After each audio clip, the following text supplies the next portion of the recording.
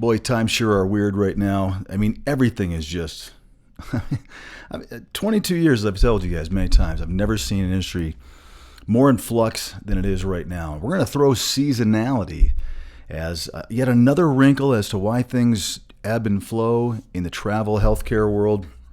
So, again, this is one of those episodes I think that's going to be important to kind of just think about. I know you guys all know this episode, but let's talk about seasonality today, and let's talk about how it influences supply and demand, and maybe your choices as to your plan of what you want to do and when you want to do it throughout your yearly travel career on this week's edition of Travel Evolved.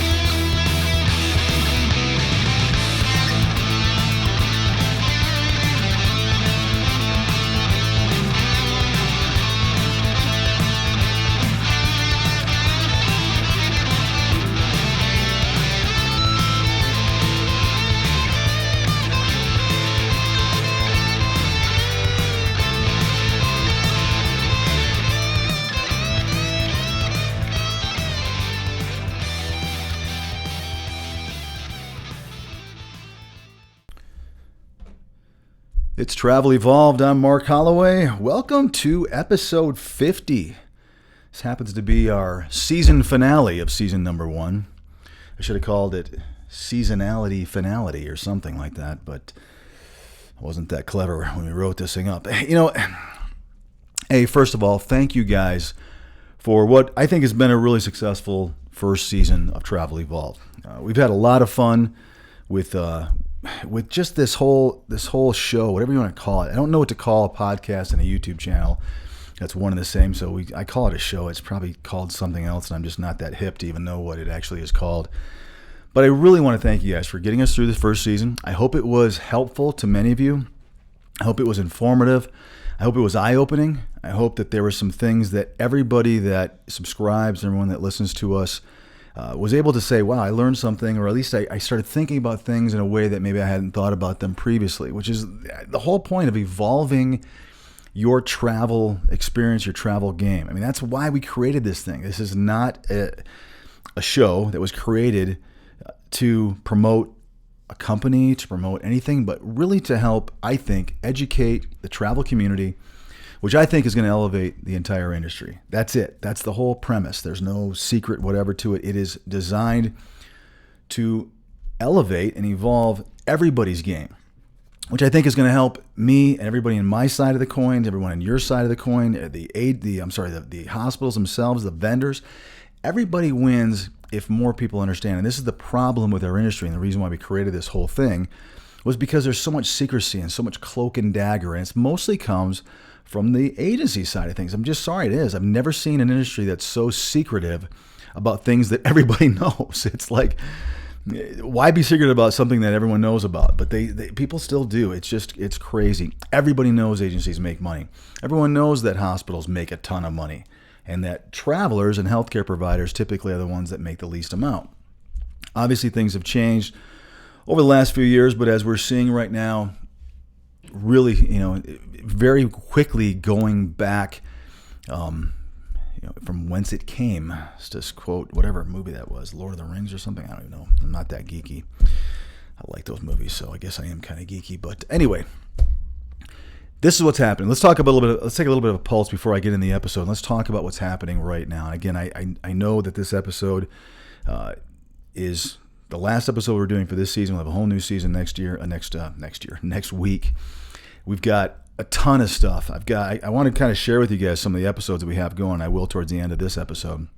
I'll give you a preview, which I don't normally do, of some topics that are coming up, because they're really cool stuff coming up. And I think it's going to, again, get finished with this first season, because the second season is going to build upon that. And if you don't know what supply and demand is, if you're unfamiliar with company margins and things we've gone over pretty extensively you're going to be a little bit lost, and I think a lot of the information you're going to get in the second season is going to be wasted on you, and you may not quite understand what we're talking about. It's not that you don't get it, it's that you understand my language and the way that we presented things on Travel Evolved. So what's going on right now? A lot of calls to me, a lot of text, instant message to me asking for help, asking for advice. Recently, kind of didn't seem like that was going on a lot about a month and a half, 2 months ago, but all of a sudden everybody's kind of panicking with reason. Let me rephrase that. There's no reason to panic, but there is reason to see that things are changing and moving in a different direction. Currently, I can't tell if they're going to continue to go in that direction.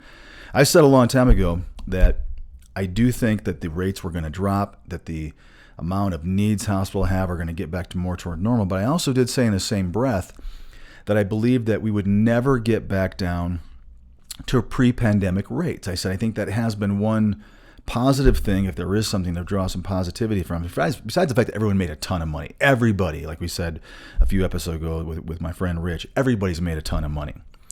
But besides that, I said, I don't think we're ever going to get back to pre-pandemic rates. And a couple of people have asked me recently, are we going to? It looks like we're going to get back to pre-pandemic rates. Everyone's talking about it. I could be dead wrong. I just don't think so. I think the facilities have realized, and hopefully travelers have, I guess, gained some traction, some confidence that they are worth more than what they were maybe in 2019. It's not that people weren't making great money in 2019. It's just that they see how important healthcare is, and there is a price tag with that. I said, like I was about ready to say a little bit ago, I think a couple of years ago, that I felt that it would get back to maybe 10 to 15% higher than what it was, which is a big raise, by the way. And everyone's kind of scoffing right now, saying, "Well, I'm not gonna travel for that kind of price." Yeah, okay, then it's not for you. It never was. You were one of those people that jumped in, made the big bucks. We needed you as a society and as a country. Thank you for jumping in and doing that. Hopefully you have an opportunity to go back to something permanent, because I do believe there's a whole bunch of travelers are going to do that, because the money isn't going to justify in their heads the lifestyle. A lot of people took the lifestyle because the money was so great that they were able to accommodate and afford things that could. Money bought the ability to be able to do this travel thing, whether it was having somebody take care of kids at home, being able to afford, to be able to pay down debt, to be able to justify whatever it is in your own head, to make this leap of faith. Now, as the rates start to drop, that money will no longer justify for many people that same quality of life, which means they will go back to permanent. The one thing I said to a friend of mine recently on an instant message, hi, actually it was just, I think it was like 2 days ago, was the market has a way of sorting itself out. Every market does. That's a wonderful part about living in this country and many countries that listen to us, is that the market works itself out. There will be people that will leave. There will be more needs that come in. There will be less to fulfill. Yeah, right now it feels like there is a very, very large supply and a lower demand. I think that's a real statement we can make. I see it. When I submit, a traveler, or our company does, we were submitting people to 2 or 3 jobs. They were getting 1 or 2 offers, like literally 60 to 75 days ago. Now I've got really, really quality travelers going in front of positions, and they're just sitting there. They're not getting bypassed. The hospitals aren't looking at them. And I believe they're kind of considering, do we really need to pay this, or can we get by without? But to have that strong of a quality traveler, both allied and nursing, sitting in front of positions that literally a month ago, it would have been 1 day and they would have gotten auto offers, is kind of remarkable. And it kind of gives you an idea. So if you're one of those really good travelers, or if you're not one of those really good travelers, be a little patient right now. I think that you're going to have to take it upon yourself to go in front of many, many positions, which might mean you might have to work, wait for it, for multiple companies to get the right thing you need, or at least be willing to, however you do that, be submitted to a lot more positions than you were being submitted to maybe your last assignment. I also said, and I think I said it on, I can't remember what episode it was pretty recently, that to wait and not travel, I think is kind of a mistake. I'd rather be making some kind of income, even if it's 30, 40% less than what it was the last assignment, than be making no income, hoping and pining away that the rates might get back to what they were, back in the middle of or toward the end of winter here. anybody's guess is as good as mine. But I see everything from allied, to nursing and all across the country with what I'm running. So it's a pretty good snapshot of what I'm sure every agency sees. And you guys don't always get the opportunity to see that. You see your specialty and potentially what you've told your recruiter you want to look at as far as a potential destination or a group of areas that you're interested in going to work. So you may or may not see a national scope. So I've got an advantage there. And like I said a while ago, the rates are not plummeting. Yes, they are dropping. I've had a lot of people call me and say, my agency called me. They said, mid-assignment, my rates are dropping. Do you want to stay? And a couple of years ago, or maybe when we started Travel Evolved, I would have called baloney on that.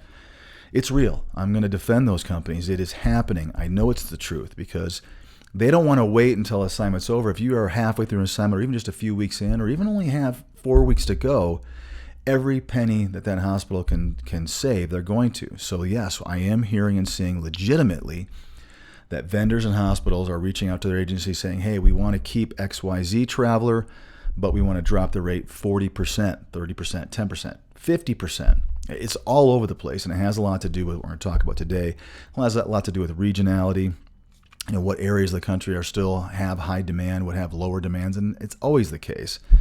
So that stuff is really happening right now. And I said a few weeks ago, I think it's better to have a paycheck, even, albeit a lower one than what you've been used to for the last short period of time, or maybe your entire travel career if you've only been traveling for 2.5 years. It's better to have a check than to have nothing coming in at all. It just is. I mean, a lot of travelers made a ton of money, but keep it in the bank. Don't just run out and, start, living off it, waiting for the rates to go where you're making $5,000 and $6,000 a week. I don't know when that's going to be the case. There are still some assignments that are paying that. But if I'm on one of them, and if you guys are on one of them, I would be looking over my shoulder and developing a plan B very quickly, because what I'm hearing and what I'm personally seeing, those are the ones that we're getting the phone calls and the emails saying, hey, we want to lower the rate. Or an extension is being lowered at a drastically lower rate. And people are taking them. The smart travelers, in my opinion, I'm not saying you're not smart if you aren't taking it, but smart travelers are saying, for whatever variety of reasons, I'm going to stick around and do this. I like the hospital. I don't have to go out and fight for a job, which is a big deal right now. Being put into that mix of that huge competition, trying to fight, even if you're a strong traveler, is not an enviable position to be in right now. You could be waiting a while. So, like I say, this is not me trying to convince you to stay on board with whatever, good or bad company you're with. I'm just telling you what's out there. And if you have the opportunity to extend and it makes financial sense, location-wise, financial-wise, maybe stick around and do this and keep some revenue stream going as long as you're not dipping into it. And I think that's a better scenario. And potentially the next assignment again, we may see it go back up. So it's hard to say. A couple other things I want to talk about before I jump into seasonality. It's going to be really interesting. Like I said many times before, there are a bunch of new agencies. I mean, heck, I'm the CEO of one of them that came into play. A lot of these agencies that maybe came without, having the number of people we have that have experience in the field, that maybe came in. Listen, there's a lot of people that saw and heard about this industry when the pandemic hit. It was on the news a lot. It was everywhere. And there was a lot of very smart men and women that said, hey, I think I'd like to get involved in that, had money or had, backing and opened up companies, right? You guys have seen them out there.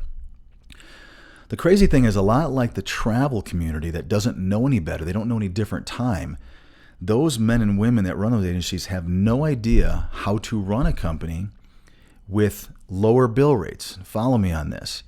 If you're at a $200 bill rate and all of a sudden you're basically being asked to drop down to, eventually over time, $110, $115, even if you keep your margin the same, the amount of money you are making, like I talked to, remember, big money, I think it was the name of the episode with Rich, the amount of money you're making per traveler is going to be significantly reduced, which means that big margin is going to show its ugly head faster, which means if you're working alongside of a traveler that's working for a company that has a thinner margin, you're making a lot more money. If you're one of those unfortunate people that went to work for a company with a thicker margin, it's going to show up a lot faster now and a lot more apparently as the rates continue to drop. What I'm getting at is there's a bunch of new companies that don't know how to function at what I would consider a more normal bill cycle.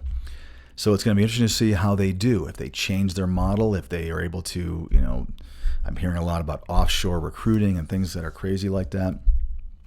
It'll be fun to watch. You guys should have fun watching it and I'm going to have fun watching it. I wouldn't want to be in one of those companies or running one of those companies. It wouldn't be that fun to watch it from the inside out. But it's going to be very interesting to see what the landscape looks like here by the time we get to Labor Day, let's say, of 2022. What does the summer and early fall look like? How is the spring going to develop here? And what's going to happen to these companies that were jumping up and all of a sudden now they've got to function like a quote-unquote real travel company that they may or may not be have the knowledge and wherewithal to run that thing. So it's going to be really fascinating, I think, to see that. So anyway, travelers are going to leave. Agencies are going to go the other way. There's going to be an equilibrium that swings back into, I personally believe, the professional travel healthcare's world. I just think you will be. You guys will be fine. But if you're listening to this and you think you're going to make $5,000-$6,000 forever a week, I think you're in for a rude awakening. I don't think it's going to happen. I think you're going to get fewer and fewer options. You're going to have less and less potential, and you're going to find yourself not getting selected for those more rare jobs. Or while you were selected, you're going to find that email, that phone call from your agency saying, "Hey, we got to talk about this rate and what we're paying you because this is what they're doing to us too." So hang in there, all of you that are truly in this for the long haul. It's still a wonderful industry. I still think it's a great career choice to be a traveler if you have that ability, because I think there's just a ton of freedom, a ton of flexibility, a ton of income to be earned, a lot of reward to gain from affecting and leaving your stamp on a unit or even a facility after you've left if you've done a good job. Last thing I'll say about this is it is not the time to be not the best traveler you can possibly be. I'll put it that way. If you are a little bit cavalier, if you have a little bit of a chip on your shoulder, a tough attitude, you're not going to make it. You're going to get termed because there are 30 people that aren't going to treat that manager rudely or roughly, or if you've got issues with patient care or anything like that, you're going to have to be careful. There is going to be a weeding out, and it's happening right now, of less than stellar travelers who are going to be hit the road and they're not going to be there. And by the way, vendors are keeping track of this stuff. So I guess my warning, and I hate to sound this way because it feels like I'm on the agency side telling everybody you got to do this, and it's not the truth. I want you guys to hear this. Bite your tongue, do a great job, be a really great traveler right now, because what you may have been gotten away with at any unit for the last couple of years is probably not going to fly right now. And maybe those of you that are calling me can experience that. You can attest to that. You guys may see travelers who are just tough to work with, or just aren't doing things properly. Ironically, they're not there the next shift, and they've been replaced. So if there is a time to really dot your I's and cross your T's, whether it's charting or just following the rules of that facility, I would urge you, now is the time. Now is the time to forget what you used to get away with and move into really buttoning things down and really tightening up your personal ship so that you can stay gainfully employed, because they're not going to play. And I worry for some of you that have that kind of an issue. You could find yourself really having a difficult time finding a vendor that doesn't have your name listed as a do not return or do not use, so to speak, or don't send even, which means you can't even be submitted to jobs. So be really careful, guys. Be really careful out there. Take the assignment that you want. Don't burn your bridges right now. And like I say, tighten up your own ship here. So, all right, that was a long intro, but this is a shorter episode because there's not a lot here. But I want to talk about seasonality, because this is not an episode where you're going to learn a lot, but hopefully it's an episode, well, I mean, maybe it will be, but hopefully it's an episode that's going to get you thinking about your career path and really your schedule and your plan annually. Because in normal years, and I use the quotes in the air again, seasonality really came into play as to where the needs were going and where the rates were going along with it. Here's a great example. 2017, 2018. there was a ton of jobs, Florida, Texas, Arizona. I always use as my example because it was real. It was legitimate seasons down there, right? Especially in Arizona and Florida. There's a lot of retired population that goes to those states, which meant there was a ton of jobs there. Now, Florida was unique because it didn't have a state tax. So the rates were lower, but you also didn't have to pay that slight, state income tax. But people would go there because it was, there's a lot of coastline, there's a lot of water there, the weather was great. It wasn't a place to go to make money, but there was tons of jobs there. You could go to Florida, probably get it, as long as you had back then, you had to have a Florida license. You could go down there, you could have there was a plethora, if you will, of positions that would be in your either allied or nursing specialty. You kind of pick and choose where you wanted to go, and you could get a job if you had that Florida license. You just weren't going to make a fortune down there. And then the season would be over. We always worried about roughly this time of year because people would be getting canceled. They would be extending, and all of a sudden the minute the snowbirds, as we used to call them, left and went north, the census would plummet and you'd be out of a job. And it was always a scary period of time right now as an agency and as a traveler to be in a seasonal place like those two areas. Well, let's talk about Florida, for example. Last couple of years, Florida hasn't had a decrease in a season. And right now, we're seeing the same thing still happening. There are still consistent needs in Florida. Nobody is really getting canceled that I know of down there. I'm not seeing that as a main cancellation, but I'm sure it's happening. But it's not necessarily from census. The state of Florida has grown immensely in its population over the last couple of years. And it seems to me like it is being filled with people that aren't seasonal, which means it's not right now that people are going to Florida permanently aren't leaving there permanently. They're staying there year-round, which means it is a growing state, much like Denver, much like Vegas was a few years ago, Seattle before that, all the places that people are wanting to go to. Florida's now, the whole state is becoming one of those places. So the seasonality in Florida, it kind of hasn't existed. What I can't do is predict what's going to happen this summer. But last summer, it was just steady, constant needs every day. Florida had needs, especially obviously in ICU and respiratory therapy, telemetry, med surge. It was always that consistent need. I don't know if that's going to be the case again this year, but what I will tell you is that it's going to be interesting because it's going to be less seasonal and already showing up to be that case as of the recording of this episode than it has been in years past. Meaning that I will be surprised if the needs in Florida plummet. Now, they may decrease somewhat, maybe slightly, maybe, I think that's about it. I'm not going to even say they're going to decrease a lot because there's going to be a constant need of people down there. Texas is kind of the same way. Arizona, I think, has a little more seasonality to it. What I'm seeing, I think that state seems to have more of that seasonal resident, which then, of course, causes for the census to increase and decrease. I've noticed that the positions that we're seeing in Arizona, for example, have started to slow down substantially. So we'll see what that looks like. But seasonality goes hand in hand with supply and demand. And that's, I guess, the whole preface of this entire episode is that it is part of supply and demand. It's one of the things that controls the demand, and therefore it controls the supply. So again, there's two times in the year where things are a little squirrely from an agency standpoint, where we see the kind of the slowdown, if you will, of positions. There's actually really three, but one of them really obviously is in the mid-fall, talking September, October, mostly October. Let's just use that month as a decent example. What happens in typical years is that you're a facility down there and you aren't seeing your census increase, but you're worried. You don't want to be caught without staff. The minute there is staff, you don't want any of those dollars to walk away from your facility. That's the fact. You don't want to see those leave, so you're trying to anticipate and guess, when is my census going to increase on my particular unit? The CEO, the CFO, all the higher-ups at the hospital are trying to do their best to guess when is that census going to jump up so we can be prepared and start ordering our travelers for that particular time.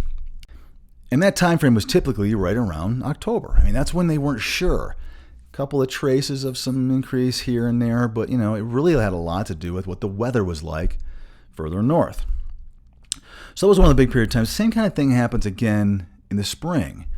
Do we continue to have needs here, or is it going to get really nice and beautiful in Montana and upstate New York and elsewhere in the country, and everyone's going to leave and go back there? We don't want to be caught with staff that we don't need. So there was 2 periods of time that typically the industry would kind of almost slow down and go on hold, but it was a relatively short 2 to 4 weeks, maybe at the long run. This year, it has a lot to do with, obviously, with COVID and the lack of needs and the surplus of supply of current travelers. So people are saying, well, isn't the season going to kick in? Where what happens in the springtime is, as the population spreads out, the needs spread out, which means there's needs everywhere, and not every destination is every traveler's cup of tea. So if you're in Portland, Oregon, or if you're in somewhere in North Carolina, you have a need there as a staff, as a manager of a unit. Not every person is licensed in let's say in Oregon and can go there, wants to drive to that corner of the country. Maybe North Carolina is too hot for them in the summertime, so that may be difficult. So there's all these little nuances that create needs everywhere. You still have needs in Florida, you still have needs in Texas and Arizona, but you now also have needs in upstate New York, up in Maine, in New England, in Michigan, in Wisconsin. And because there's more people there. So it's spread out, and it creates, I guess, a wonderful scenario of kind of an even supply and even demand in normal years. The opposite is kind of true during the wintertime. What you have is you've got a concentration of, I shouldn't say concentration, but you have a slight movement, if you will, of our United States population into warmer weather, because not everyone's cut out like me anymore. I'm getting tired of the winter. Is cut out for that kind of cold. So they, again, you retire, you head that way, which means there's more needs down there, but it also creates a problem for the upstate New Yorks and the Montanas and the Michigans of the world.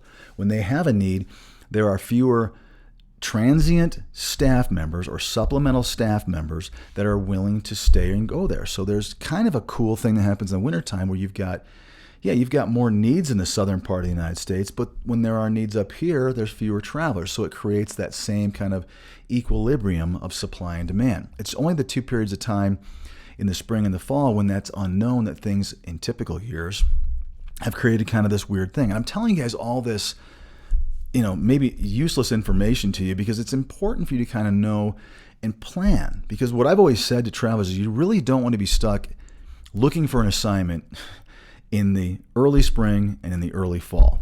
I just believe that. And I still think that's kind of the case. It has really been obscured and almost blended through over the last few years because there really wasn't that season, because it was just everybody had needs, and there was, as we all know, I don't need to go into detail again.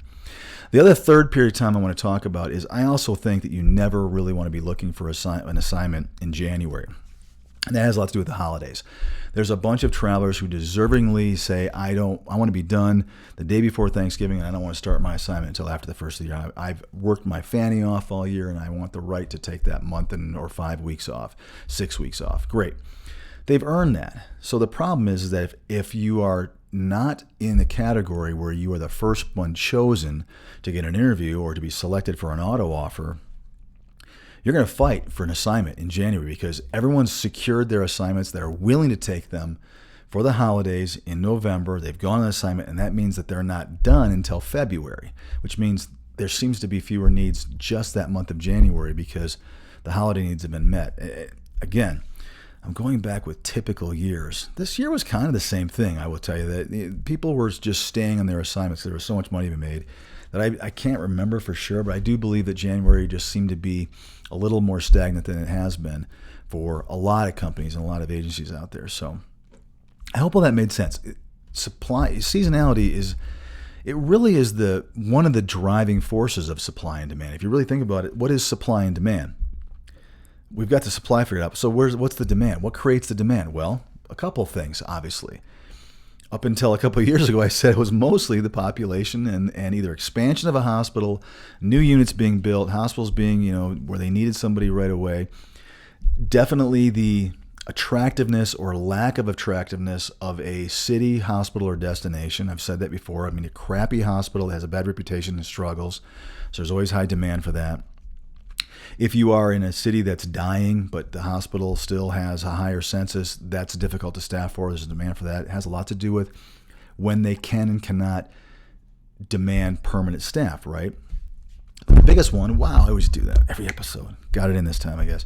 The biggest one always used to be seasonality. Well, obviously now we also know that there's other things that can affect the demand, and we saw that kind of what we hope is obviously a unique wrinkle in the system.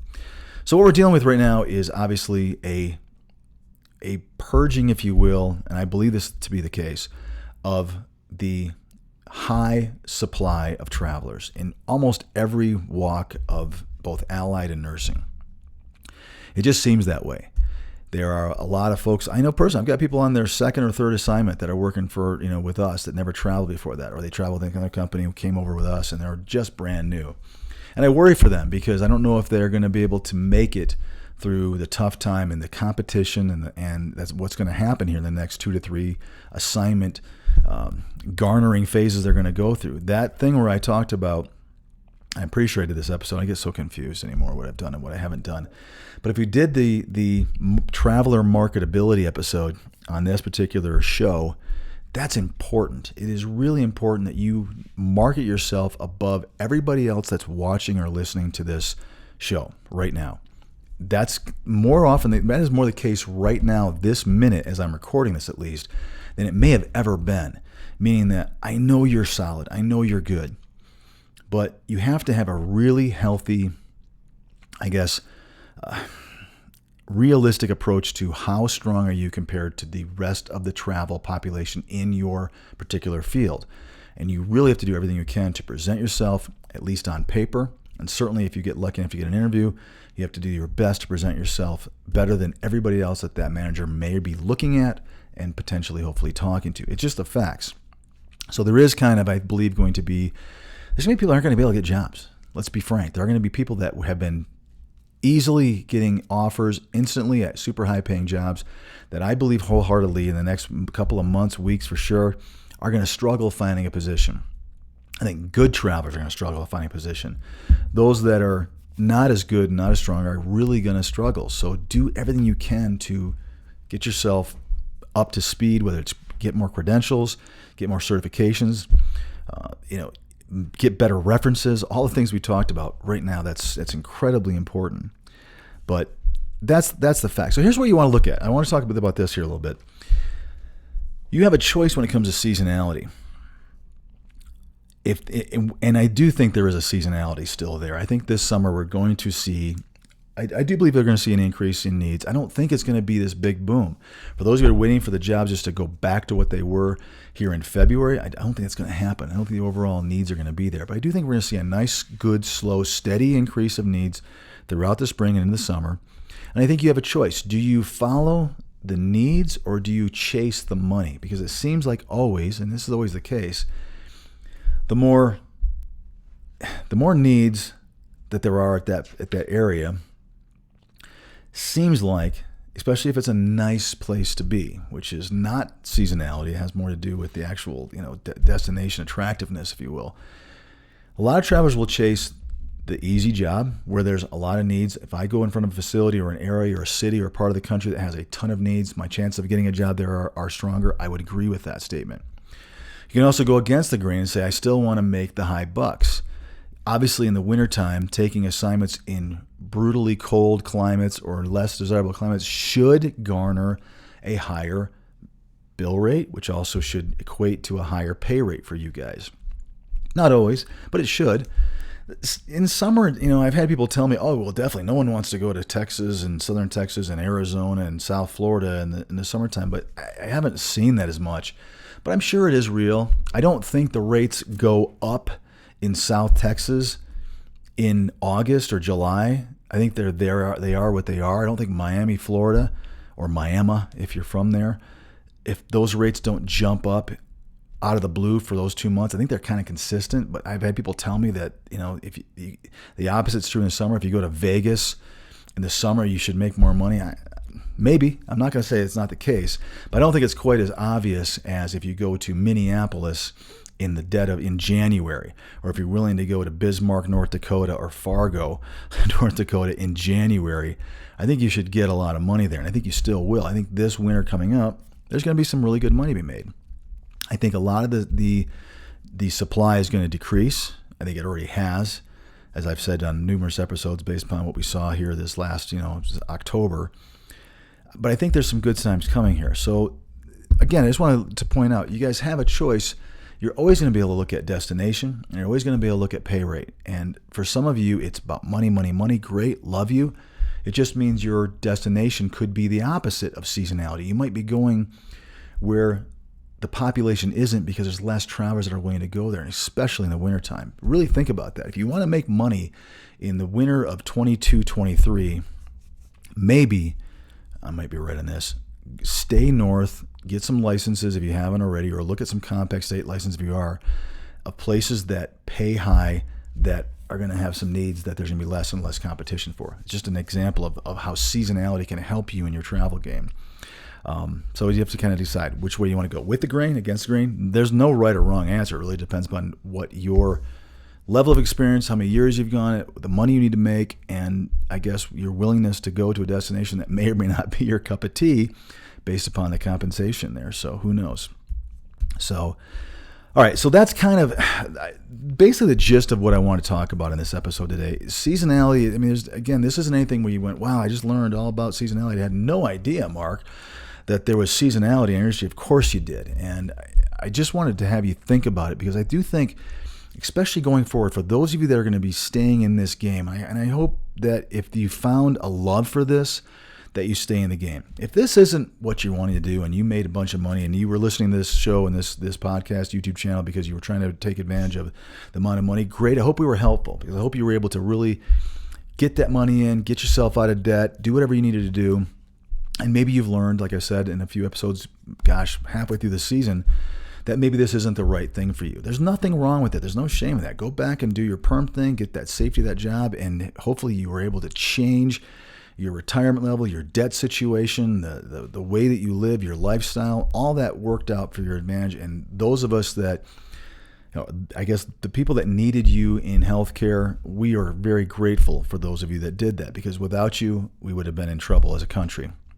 For those of you that are sticking with this, either previously were a traveler or have decided this is for me, then I hope this kind of helps, because I want you to start really thinking about, what am I going to do going forward?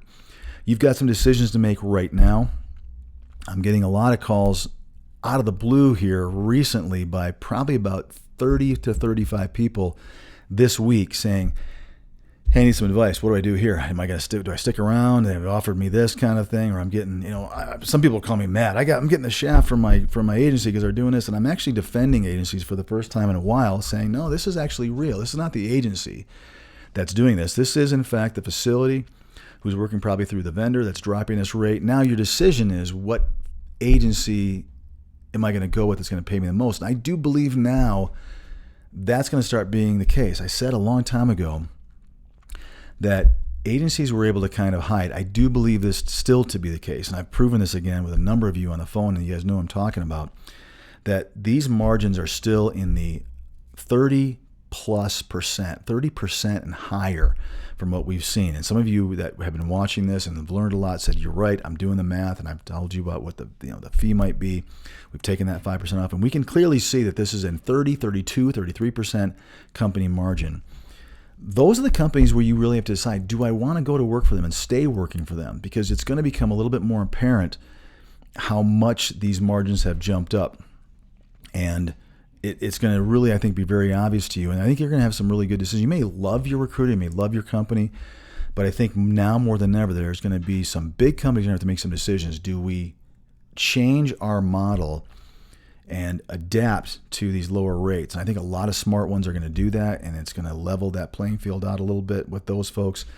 But man, there's been a ton of companies that have been hiding and making money, hoping you guys wouldn't talk about your checks, hoping you wouldn't figure out what the bill rate was and know what they're making. And a lot of you have gone, yeah, I know what they're making. And you can validate it. The company margins have increased. I think they're going to go back and decrease back down to what is a more reasonable amount of money for agencies to make. I don't know if that's the case. But for those travel-evolved, educated travelers like you guys, the more of you out there that understand this stuff, the more you're going to demand and say, hey, wait a minute, this doesn't make sense. How come I'm working alongside someone that's literally making $5 more an hour, which is a lot of money? That is a ton of money. That's almost 20 grand a year. If you're working, 36 or 40 hours consistent, that's a ton of gross income. It's not all going to be in your pocket. Someone's going to go to Uncle Sam. But those small differences, you guys should take a calculator out and do that math. Figure out how many hours a week you're working and say, what if I'm making $5 less? Or what if I could be making $5 more an hour? It doesn't sound like a lot of money, especially right now with how crazy the taxable rates are. But as they drop back down, that $5 an hour is going to become pretty important to you. So you're going to have some decisions to make about what companies to work for. And I do believe, again, our market has a way of working itself out, that the companies that were enjoying some really thick margins are going to have no choice but to go down to reasonable margins, or else they're going to find themselves not having any travelers wanting to work for them. It's going to be really wild. Wild times coming, guys. So thank you so much for this first season. I really hope it was helpful. Please keep spreading the word. I know that I've been busy. Like I said before, I'm trying to do this stuff on my free time when I have a chance to do it, and I just throw the raw footage out there, and my team edits it up. I can always tell, like I said, who does the editing, because it has to do with how long they're. It's a long story. I know who does the editing based upon what comes back. But we're going to try to knock some of these out. I'm going to be traveling out west again a lot here in about a month or so from now. So you'll see us do some episodes out there, and I'm going to do everything I can. Amazing topics coming up. Some really awesome guests, by the way, too. Really good, enlightening things. I think some people that are really going to help get all of us through this kind of weird time that we're experiencing in healthcare travel. So please spread the word. Keep doing that. Thank you guys so much for the subscriptions and for, you get those notifications when we release an episode. That means a lot to me. It means a ton. It's what drives me. If that ever drops, then I'll stop doing it, because that tells me that no one's interested. But you guys are. Thank you so much.